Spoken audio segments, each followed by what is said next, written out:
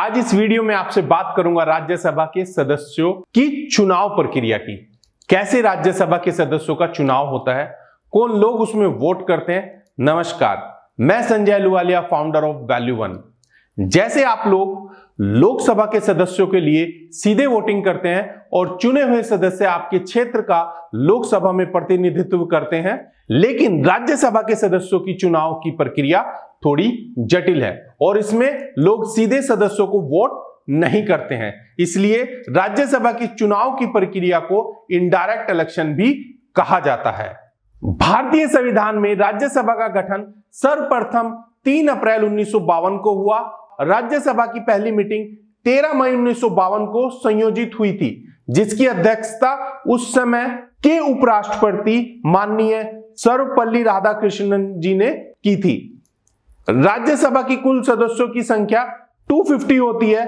फिलहाल राज्यसभा में मौजूदा सदस्यों की संख्या 245 है, जिनमें से 12 सदस्यों के चुनाव का अधिकार राष्ट्रपति के पास होता है।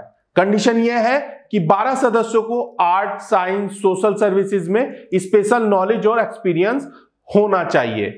राज्यसभा के सभी सदस्य कुल 6 वर्षों के लिए नियुक्त होते हैं। राज्यसभा में मौजूदा कुल सदस्यों में से 1/3 सदस्य जिनके पास कोई दायित्व या पद है, अपने पद से 1 वर्ष पश्चात मुक्त हो जाते हैं। इन मुक्त हुए स्थानों की पूर्ति के लिए तथा पुनः पदभार संभालने के लिए इन पदों पर पुनः चुनाव होते हैं और रिक्त हुए स्थानों को भरा जाता है। यदि इस समय के पूर्व होने के पहले ही कोई सदस्य अपना इस्तीफा दे देता है या उसकी असमय ही मृत्यु हो जाती है, तो ऐसी स्थिति में उपचुनाव यानी कि बाई इलेक्शन होता है। पर यहां ध्यान देने वाली बात है, जब भी बाई इलेक्शन होता है उसमें चुनाव जीता हुआ सदस्य सिर्फ उतने साल के लिए ही है जितने साल बचे हुए हैं। मान लो चयनित सदस्य 3.5 साल तक ही अपने पद पर रहा और बाई इलेक्शन में उसकी जगह जो भी नया सदस्य चुनकर आया, यानी उसका कार्यकाल 2.5 साल का ही होगा। फिर 2.5 साल बाद नए सदस्य के लिए चुनाव होंगे। अब बात आती है राज्यसभा के सदस्यों का चुनाव करता कौन है, उनको कौन लोग वोटिंग करके राज्यसभा में भेजते हैं। राज्यसभा के सदस्यों का सामान्यतः चुनाव क्षेत्र के विधायकों द्वारा किया जाता है, जिनको हम सीधे वोट करके विधानसभा में भेजते हैं, जो विधानसभा में हमारे क्षेत्र का प्रतिनिधित्व करते हैं और क्षेत्र की समस्याओं पर विधानसभा में विचार विमर्श करके सॉल्व करने का प्रयास करते हैं। अब राज्यसभा सदस्यों के चुनाव की प्रक्रिया को समझते हैं। जैसा कि मैंने बताया, यहां विधायक अपने मत का अधिकार करके राज्यसभा सदस्यों को चुनते हैं। इसकी एक प्रक्रिया है। राज्यसभा में विधायकों के वोट करने की इस प्रक्रिया को proportional representation with the single transferable vote system कहते हैं।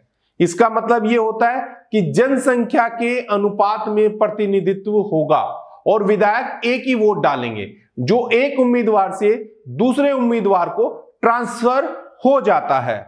सरल भाषा में आप बात करें तो जैसे राजस्थान में 200 विधायक हैं और अगर वहां पर 9 सीटों पर राज्यसभा चुनाव है, तो जितने सदस्यों के लिए चुनाव होना है उसमें 1 जोड़ दिया जाता है, यानी कि 9 + 1 10।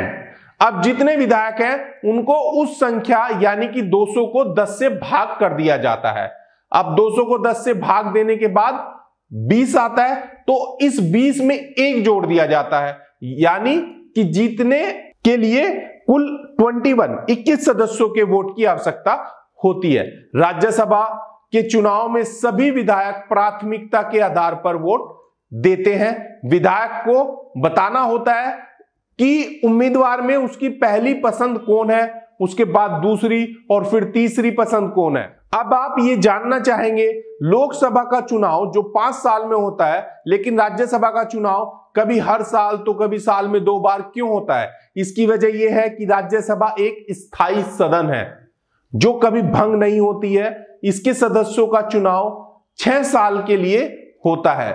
संसद का उच्च सदन राज्यसभा होता है। लोकसभा में बिल पास होने के बाद राज्यसभा में भी इस बिल को पास होना अनिवार्य होता है। जब तक कोई भी बिल राज्यसभा में पास नहीं होता, तब तक वो कानून नहीं बन पाता है। धन्यवाद। उम्मीद ही नहीं, मुझे पूरा विश्वास भी है आपको मेरा ये वीडियो पसंद आया होगा। मेरे वीडियो को लाइक एंड सब्सक्राइब करें एंड बेल आइकन को दबाना ना भूलें, ताकि भविष्य में आपको बेहद जरूरी जानकारी देता रहूं। आपको चुनाव या अपने निर्वाचन क्षेत्र से जुड़ी कोई भी जानकारी, समस्या या प्रश्न हो तो आप मुझे बेझिझक संपर्क कर सकते हैं। आपकी निःशुल्क सेवा के लिए मैं हमेशा सदैव आपके साथ हूं। धन्यवाद।